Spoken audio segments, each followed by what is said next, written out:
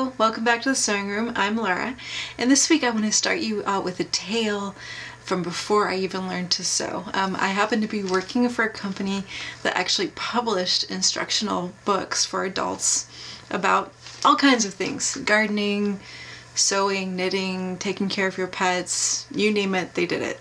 It was great. And one of the pitch meetings I was in was for a book about sewing knits. At the time, I was not someone who sewed. I owned a sewing machine, but I only used it for mending. And I turned to the editor after the meeting and said, I should really learn how to sew when that book comes out. And she said, you don't have to wait for this book to come out for you to learn how to sew. But what's funny is, even as someone who didn't sew at all, I already had this idea that to sew knits successfully, that you had to have a serger. I maybe didn't even know what the word was for a serger, but I thought you just could not do it with a regular sewing machine. But I'm very, very grateful to Linda, for the editor in that meeting, for telling me that no, you can sew knits, and in fact you should try sewing knits on just a regular sewing machine. I would add a slight caveat to say I do think it is a lot easier if you have a sewing machine that can do at least a zigzag stitch versus just a straight stitch machine. But either way, a lot of people do have the notion that sewing knits is difficult. But just like any other sewing technique or any other kind of fabric, you do sometimes need special tools, a little bit extra technique, and maybe some notions that you wouldn't normally have in your up your sleeve or in your bag of tricks to have the easiest time sewing with knits. So in this little series, I'm going to hopefully dispel some of the myths and fears that people might have about sewing knits. As imperfect as it is, I can't get my hair to look like this without this. Sometimes you need steps along the way that make your final results end up the way you want. For my hair, it's these. For my sewing with knits, it's a couple other things. Okay, I know the rollers look dumb, but that's the point I'm making here, okay? I really want to talk to you about one of the things that was a big game changer for me, which was Fusible Knit Stay Tape. It comes in several different colors. I have black, white, and ivory, and it is absolutely a game changer when it comes to getting the edges of your knits to behave the way you want them to, again, with or without a serger. So let's get started. Alright, now the first thing I do before I do anything with the Fusible is I put down a layer of tissue paper. This is just in case I mess up real bad. I will mess up this tissue paper instead of my ironing board. And then I grab another piece, you can hear it, I'm going to use on top. I have my iron set to wool, which is a temperature I think works really well, but you know, sometimes you have to experiment. So my goal here is, this is one of my bodice pieces, and I'm going to take out my clips.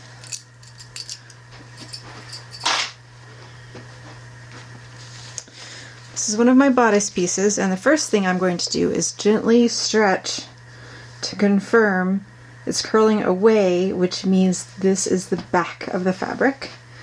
I want to be really careful not to put a fusible on the front of my fabric, and I'm going to start basically the same way I would if I were stay stitching, which is by, in this case, from the top of the shoulder to the center and then the other way around. And basically the seam allowance for this edge on this pattern is 3/8 of an inch, and my tape is 1/2 inch, so I'm just going to be just inside the edge of the fabric. So that way I'll be sure that that 3/8 inch seam allowance is contained within this stable or relatively stable edge. Now on the curves, I'm not going to clip it or anything, I'm just going to gently bend it to go along with the curve. And you know what, I'm just going to do one continuous piece, because unlike stay stitching, this doesn't actually have to proceed in a directional way. And you can't see this, but I can feel one side that I'm using up against the fabric that is a tiny bit more rough, and that's actually the glue that I'm going to activate with my iron. And my goal is to have this either fall, this can fall either just inside or just outside of the shoulder seam allowance. I kind of prefer to have it fall just barely inside, but definitely not all the way to the edge of the fabric, because that would make it unnecessarily stiff there. So, taking my tissue paper. And the nice thing about tissue, it's cheap. If I mess it up, not a big deal, but you can still see through it, so it's really nice for fusible. So I'm going to do burst of steam and then hold for about 10 seconds.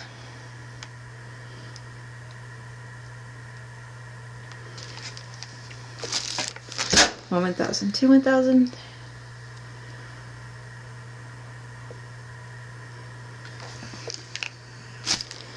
One 1,000, two 1,000.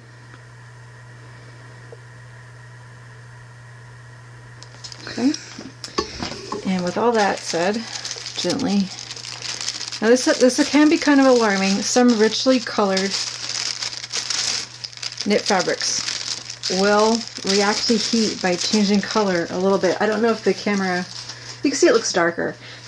In real life, it doesn't just look darker, it looks a little bit more magenta. That will go away once the fabric cools. But that I would, if I'm going to find that out, if that is going to happen, I would rather it happen now at this stage of the project than when I'm halfway through making it. So this can be seen as kind of extra test of your fabric's ability to take the pressures of pressing. So I'm going to repeat this process for both of my armholes and also on the back of the bodice. When I first started sewing, I heard about walking feet, sometimes called quilting feet because they are used a lot by quilters, and I thought of them as like a nice extra, but if you're going to sew knits, I don't think that they are an extra anymore. I think they are really pretty much mandatory.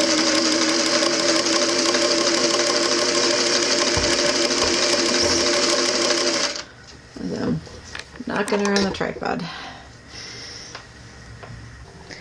I also consider wonder clips, or clips, or whatever you want to call them, to be completely non-negotiable, especially when it comes to knits. Ballpoint or stretch pins do exist, and I do have some just in case, but I would say 99% of the time when I'm sewing with knits, I'm using these guys, and that's partly because they definitely hold onto the fabric really well and won't fall out, and then also I use them to mark areas I would normally mark with clips because I think it looks nicer. And I'm not likely to miss them or not notice them when I'm working.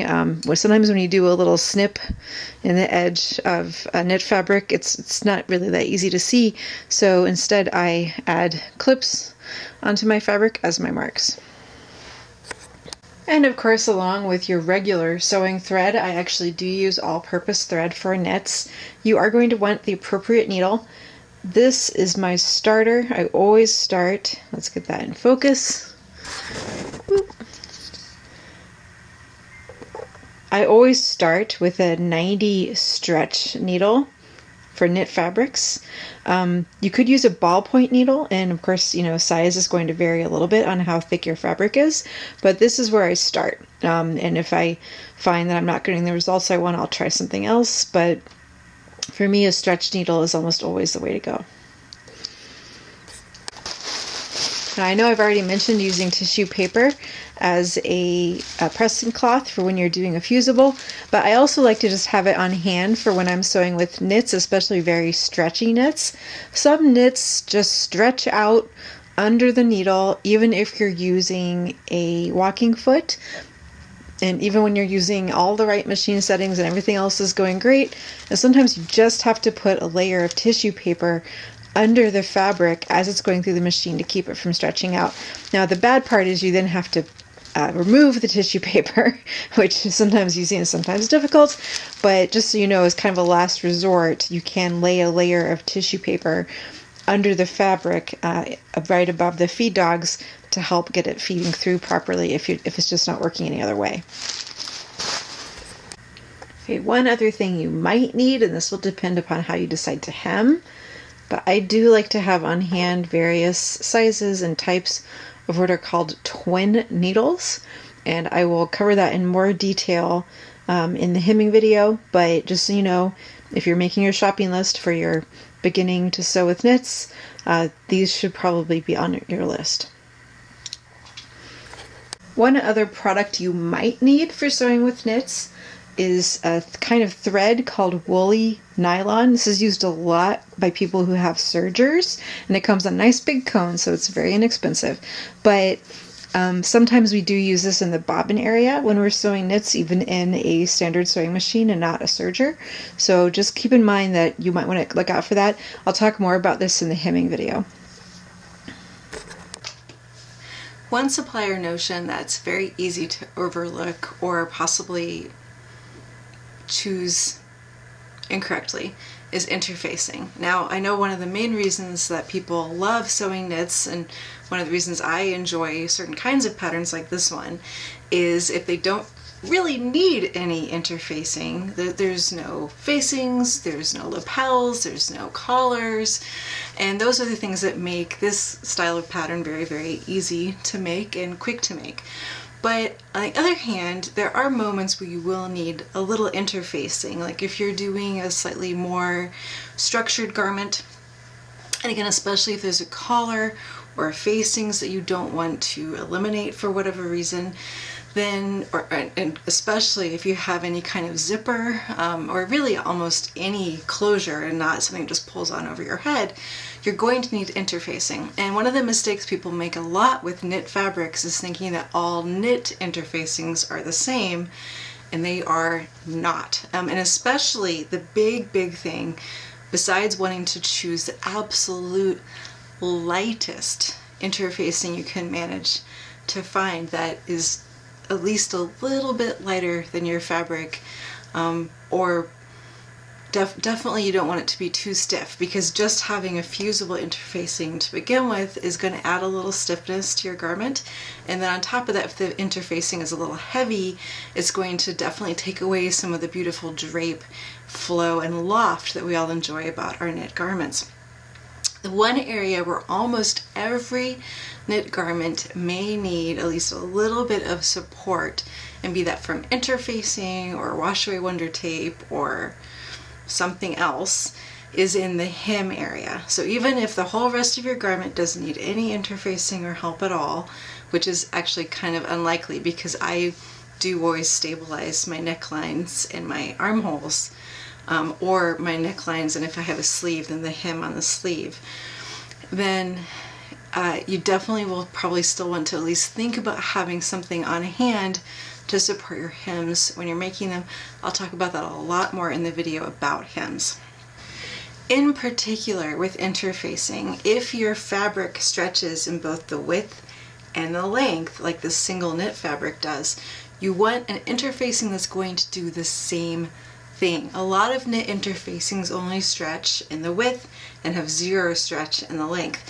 So unless your goal is to make that area 100% stable on the lengthwise, you don't want that kind of interfacing. And what's really confusing is sometimes that's called four-way stretch. You could think, okay, 2 is up and down, left and right, but I think they're thinking up, down, left, right is 4.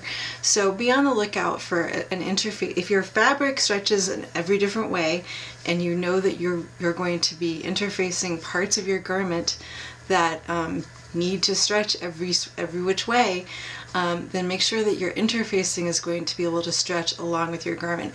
Because if you don't, what will happen? Two different things will happen. First of all, the fabric will probably look like it has shrunk on the vertical direction in the part that's interfaced. So if you have like a jacket, for example, and you've interfaced just the front area with a interfacing that doesn't stretch in the vertical direction, but the fabric does, the rest of the garment will still stretch and that front area won't, and so it will look like either the part that is able to stretch is drooping out of shape, and or the part that isn't able to stretch has shrunk or drawn up, and the proportions of the garment just won't be right, and it will look bad, and that's not good. You want to end up with a project and a garment that you're happy to wear and that will look like it's supposed to look. Another thing that can happen if your fabric is very stretchy in both directions and your interfacing is not stretchy enough, is well, over time the stress and the weight of the fabric can actually undo the connection of even a fusible. Fusible are great. Fusible interfacings are great. And I love them. I use them extensively in all of, not all, in a lot of my projects. But that fusing can be defeated if one of the pieces moves a lot more than the other and stretches a lot more than the other. Sometimes you'll see this even in the construction phase.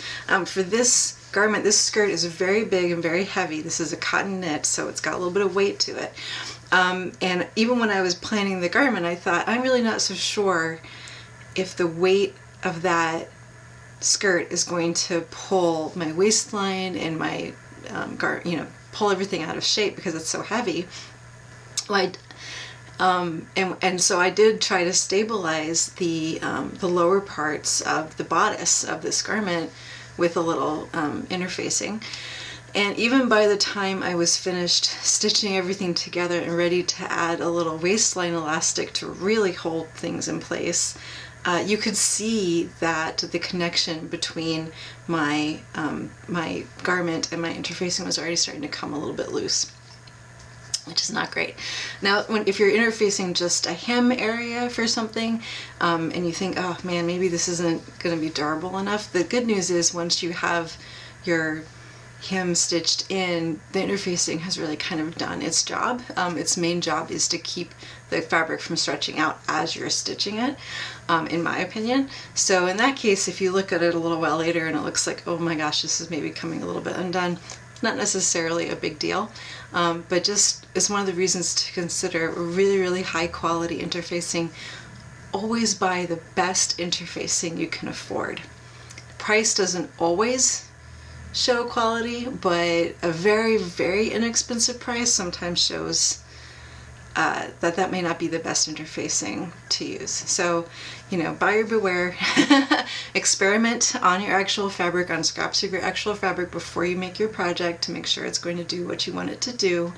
But just word to the wise, don't skimp on your interfacing budget. Look, I don't know why talking into my camera for a long time doesn't bother me at all, but recording outros makes me really nervous. I don't understand it. Anyway, here's the outro. Thanks for stopping by. See you next time. Thanks. Bye-bye.